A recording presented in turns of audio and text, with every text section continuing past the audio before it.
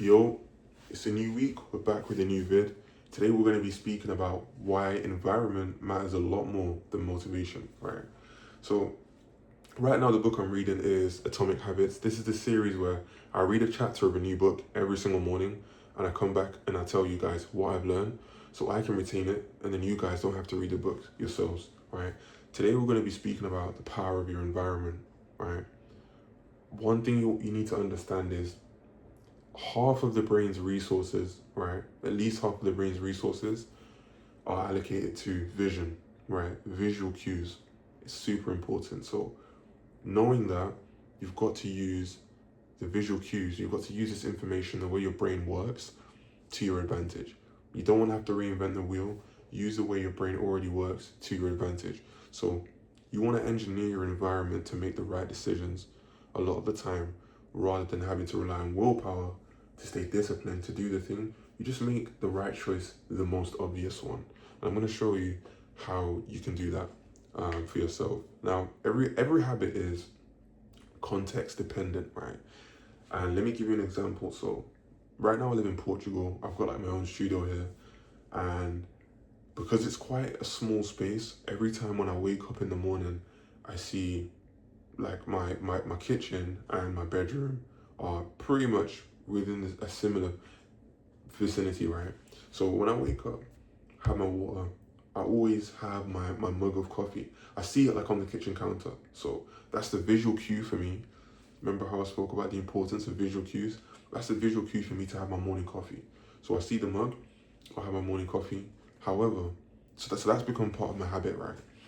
However, back when I was in the UK, my kitchen was downstairs, so it was in a separate space from where I was when I woke up, right? So I wake up in the bedroom, and I didn't have the visual cue of my coffee, so I wouldn't have a coffee every single morning. I'd have it when I come back from the gym, or if I was about to start work, that kind of thing, right? So can you see how your environment is a really big factor in terms of the habits that you actually choose to do on a daily basis? And a lot of the time, you don't really even think about this, right? But your environment is super important. And it goes deeper than that. It can be environment on a micro scale, like your bedroom, and it can be environment on a macro scale. Like, for example, you just move into a completely new city where people have completely different ways of thinking and they've got different ways of doing things, and what's normal out there isn't normal to you.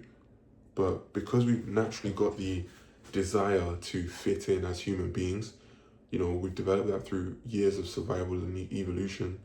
You're going to adopt their habits in order to fit in, and that's going to become your new normal. So that's why environment is super important. It's way more powerful than motivation. I always say this: motivation is a finite resource, so it's important to remember that. Now, off the back of that, right, a small change in what you actually see has a massive impact on what you actually do. And let me explain how this actually works, right? So, for example, one of the habits I wanted to start recently was journaling. I've been journaling for about 30 days straight. It's great for the mind, but just having a small cue for myself, right? When I wake up, I have my journal on my desk and it's open on a page with a pen there. So it's time for me to start writing. I wake up and I see that. That's the cue. So a small change in what I'm seeing rather than the journal being tucked away somewhere. That's the cue for me to actually start journaling, right? It always starts with a cue and then you get the craving. That's how habits work. It starts with a cue and then you get the craving. I see the pen and I see spaces of clean white paper ready for me to go and do some, do some a work of art on it. I'm like, yo, I got the craving, let's go. And then the response, I start doing it, and the outcome, I feel calm, I feel at peace, I feel ready to attack the day, right? So you don't have to fight this uphill battle, right? You don't have to fight this uphill battle of motivation. You just need to make the right choice the most obvious choice. And let me give you an example of how you can do it in your own life as well, right? Just so you can see how to actually implement it. I'm really big on actually implementing stuff in real life. There's no point learning stuff if you're not going to implement it, right? You need to see how you can actually implement it into your own life. Say, for example, you really want to start going to the gym every single day after work, right? How are you going to start that? Let's say the normal route that you take back home, right? Let's say you finish around 5. You drive the short way, you get home in 20 minutes. Cool. However, let's say there's a route where you can get home in 30 minutes, right?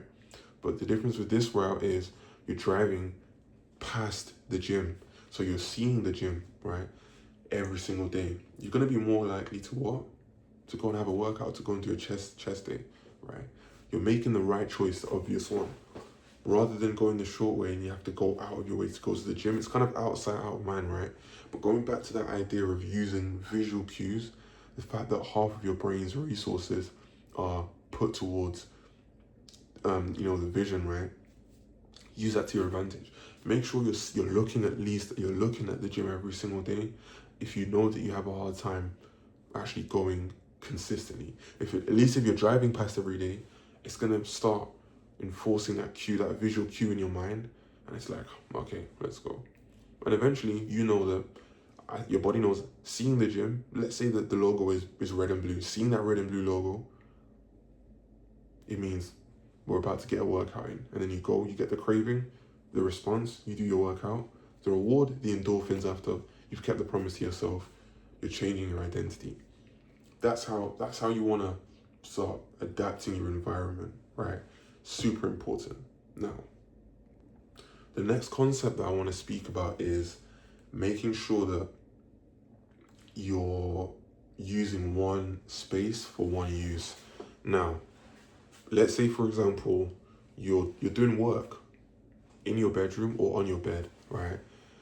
And let's say your bed, typically that's where you're gonna scroll, you're gonna doom scroll, you're gonna sleep, you're gonna relax, you're gonna feel more chilled. Some of you might even goon, So your brain is already in this mode where, okay, when I'm in my bed, I just relax. Or if in my bedroom, I just relax. So it's gonna be hard to get into a flow state, right? When it comes to work. However, if you have one space for each use, your brain can compartmentalize what action is supposed to happen in each space. So for example, I live in a studio right now, so it's hard for me to actually do this. But the next place I move to, I'm gonna get I want to get like an office space, right? So I know that when I'm in the office, it's time for work, and you get in that work mode. You're gonna be less inclined to doom scroll, relax, jump on your bed and just chill for a few hours. Having that cue of like, okay, this is the environment for work, and then when you're in bed, in your bedroom, this is the environment for sleep. You're in the kitchen, this is the environment to eat and cook. You're in the gym, this is the environment to work out. Have a separate space for a separate use. One space, one use, and you'll be a lot more effective when you're completing each task, because it's like I'm only focused on relaxing. I'm only focused on going to the gym. I'm only focused here on doing work, right? Environment over motivation. It's a lot more easier to just have an office space or a room dedicated for you to work, rather than trying to work in your bedroom and fighting the urge to jump on your bed and goon for 30 minutes. Do you know what I mean? So use that to your advantage. Like, yeah, man, like just to top this all off, right? Motivation it's a finite resource. I say this all the time. Motivation is a finite resource. Now, why do people like promote motivation so much? You need to get motivated. Why? It's because motivation sells, right? Anyone who's trying to sell you a course, etc., they're doing it based on motivation. They want to get you in that state of feeling emotional, because they know that people buy in an emotional state. And I'm in sales, so I know this. Take this from me, right? I've worked in sales for years, so I know how these things work. People promote motivation because motivation sells, and it's going to mean that you buy their products. People buy in an emotional state, and then they back it up with logic. That's how they rationalize their emotional purchase. So all these courses, etc., they want you to get super motivated just for that moment where you make the purchase and then you don't even use it, right? The motivation, that emotion, it just disappears, right? But they need you to be in that state for that certain point where you want to make the purchase. So that's why a lot of these gurus you'll see online, they'll just flood you with motivational stuff. Like they'll just flood you with it, with motivational stuff, because they want to get you in that zone. But if you really want long-term success, you need to have the right systems in place and just engineer your environment in order to get you there. Luckily, we're humans. We're not wild animals. We don't have to live in the jungle. We don't have to live in a certain environment. Luckily, we've got the ability and the cognitive ability to just engineer your environment depending on what your goals are. Putting these cues in place to do the right habits to get you to the right place, right? So keep that in mind. This is why emotion, it should just be void. You should literally just engineer your environment to make the right choice more often than not. Simple as. Make the right choice the most obvious one, and you'll get a lot more done. So that's all for today. Appreciate you tuning in. Like, comment, subscribe, and yeah, catch you tomorrow.